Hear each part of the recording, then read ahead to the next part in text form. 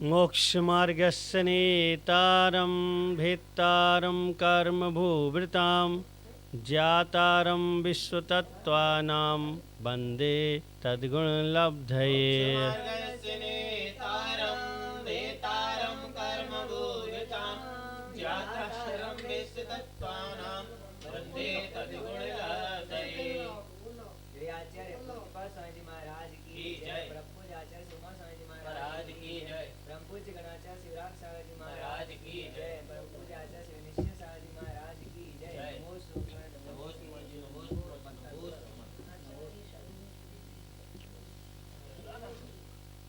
प्रातः काल की बेला में हम श्रावक के संबंध में समझ रहे थे। बाबूलाल जी किसके संबंध में समझ रहे थे? श्रावक के संबंध में। और हमने ये समझा था कि श्रावक 3 प्रकार के होते हैं, पाक्षिक, नैष्ठिक और साधक। क्योंकि जैन दर्शन में जो गृहस्थ होता है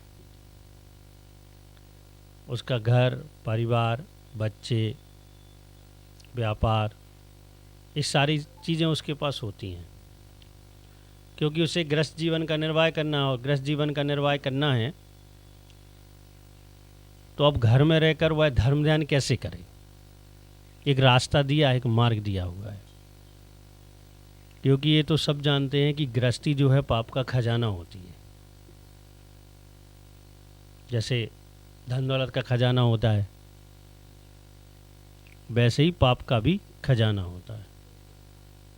और गृहस्थी जो है पाप का खजाना होती है। अब वैसे ही कहा कथन है कि काजल की कोठी में कितना सियान हो जाए, कहीं ना कहीं से काजल छपा ही जाता है।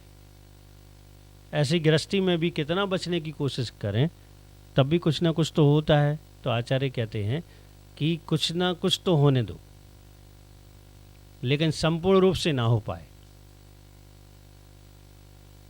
तो उन्होंने एक रास्ता दिया कि एक काम करो, सदग्रस्त बन जाओ।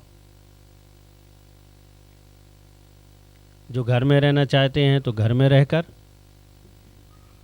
साधना कर सकते हैं। तो पहला अपन ने देखा ही था कि उनका पाक्षिक श्रावक होता है, जो जिन दर्शन का या जिन आगम में कही हुई चर्या का समर्थन करता है, पक्ष रखता है, वो पाक्षिक श्रावक कहलाता है। इस पंचम काल में पाक्षिक श्रावक भी कम है। यानी कोई व्यक्ति ये कह रहा है कि अब रात्रि भोजन का छोड़ना है, तो वो पाक्षिक श्रावक नहीं है। वो ये कह रहा है अब तो लाइट लग गई है, उजेला रहता है, अंधेरा थोड़ी रहता है, तो वो पाक्षिक श्रावक नहीं है। अरे वो ये कहे कि मैं पापी हूँ, मैं नहीं छोड़ पा रहा हूँ, ये मेरी कमी है, लेकिन जिन धर्म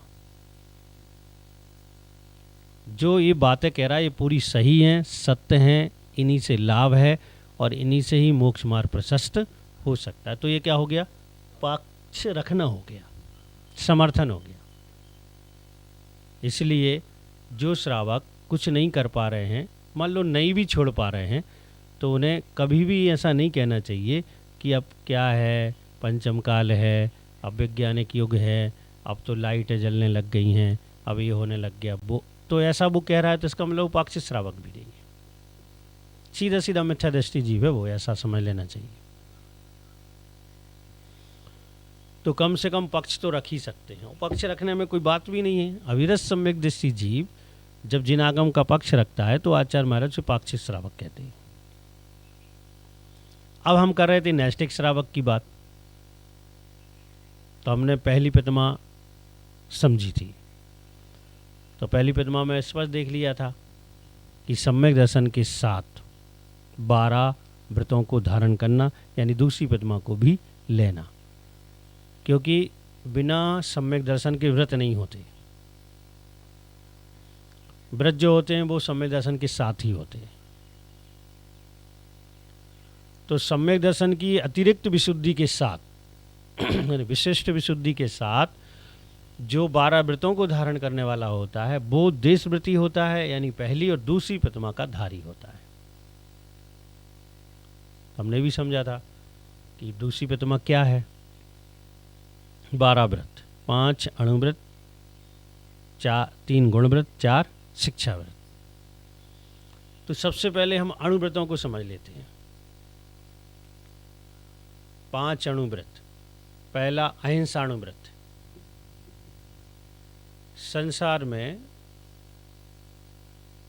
गृहस्थिक जीवन में जितने भी कार्य हैं उन सब में क्या होती है? हिंसा होती है। ऐसा कोई भी कार्य नहीं है जिसमें हिंसा नहीं होती, क्योंकि गृहस्थी के सारे ही ऐसे ही काम है। अब भोजन बनाना है, व्यापार करना है, घर की साफ सफाई करना है, और भी बहुत सारे काम है, खेती है, किसानी है, दुनिया भर के जितने भी काम हैं सब में क्या है? प्रमुख रूप से हिंसा होती है। अब गृहस्थ उसको छोड़ तो सकता नहीं है कि व्यापार छोड़ दे, कि घर के काम करना छोड़ दे, कि घर में साफ सफाई करना छोड़ दे। क्या छोड़ दे? नहाना छोड़ दे, वस्त्र धोना छोड़ दे, आखिर क्या छोड़ दे? वो कुछ नहीं छोड़ सकता। तो आचार्य कहते हैं कि अहिंसा व्रत को धारण करके इन कार्यों को विवेक पूर्वक करने लग जाए। विवेक पूर्वक का मतलब है कि जिससे कम से कम जीवों का घात हो, ऐसे ज्ञान के साथ क्रिया करे। वो काम तो से करना है, अनावश्यक ना करे, निरर्थक ना करे, आवश्यक करे, और आवश्यक में भी विवेक पूर्वक करे। मतलब वो ये ध्यान रखे कि जो भी हम काम कर रहे हैं उसमें जीवों की विराधना तो नहीं हो रही है, अथवा कहीं जीव राशि स्पष्ट जहां दिखाई देती है, जो जीव दिख सकते हैं, तो उन्हें पहले अलग कर दे, फिर बाद में वह काम कर दे। यानी संकल्पी हिंसा का त्याग करके वह अहिंसा व्रत को धारण कर सकता है। ठीक है। फिर उसके बाद कौन सा व्रत है? सत्यानुव्रत है। सत्यानुव्रत का क्या अर्थ होता है? कि ऐसा सत्य ना बोले कि जिससे दूसरे की जान चली जाए, और ऐसा झूठ भी ना बोले जिससे दूसरे की जान चली जाए। मतलब संतुलन बनाए, यानी कोशिश और प्रयास ये करे कि उसे असत्य ना बोलना पड़े, सत्य ही बोले। सीधा सीधा ये अर्थ आ गया बाद में।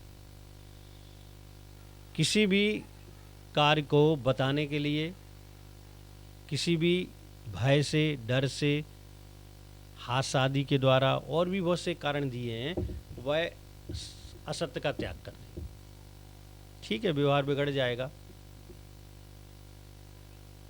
लेकिन धर्म सुरक्षित रहेगा।